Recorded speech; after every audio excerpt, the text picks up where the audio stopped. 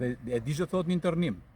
Është gjë më të mërshme, se më ka tregu disa gjëra, ku ju do t'i shihni një emision special pas disa kohësh, që do punojmë me intervistë sepse kjo vjen si stërmes e Gjin Pjetrit famshëm, luftari i Filirisë. Jo, bashkë bie, nuk pal Gjin Pjetri. E nuk pa Gjin Pjetri pa. Unë baba, nuk. Ashtu, pa Gjin Pjetri. Gjin Pjetri që ja luftari i madh i kohës pavarësisë dhe imagjinoje shpërblimi me një fëmijë kërthi që vjen e bën internim këtu. Kjo më ka tregu gjëra shumë veçanta, unë nuk po jau them tani, por thjesht po hecim bashkë dhe të shohim pak deri aty. Këto janë to qeparisa që kanë bu në kujtim, sepse këtu është edhe vend pa varre.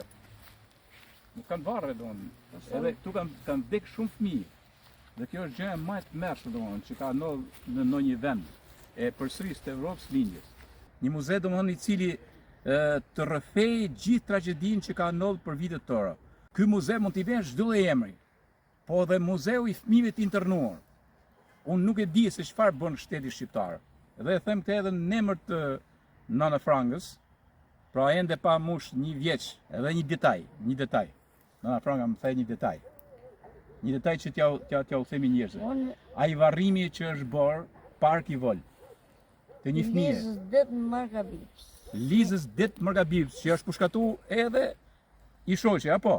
Ja verëm shaf Valmeri. Ja vje po, në shaf Valmeri. Ka që në tene martu me Liza. Ashtu, edhe ajo ka ardhi internuar. E në një internim, po e kam njofte në më tenë, kim pa punu bashkë. Ashtu, ka ardhi internuar këtu, me fëmijën dhe këtu i ka dek fëmija, po në djep, po ka qenë djep.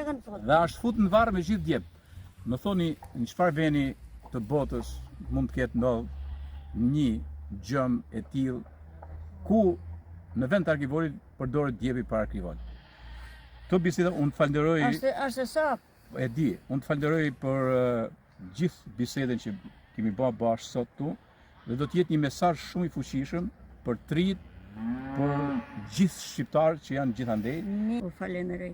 Tu nga kampi i internimit në Tepelen me Nana Frangën, që ka mbush 80 vjeç, po shkon për 81.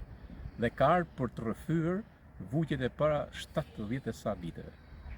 Do na ndiqni një speciale shumë veçantë që do bëjmë pikërisht këtu, nga kampi i internimit me Nana Frangën.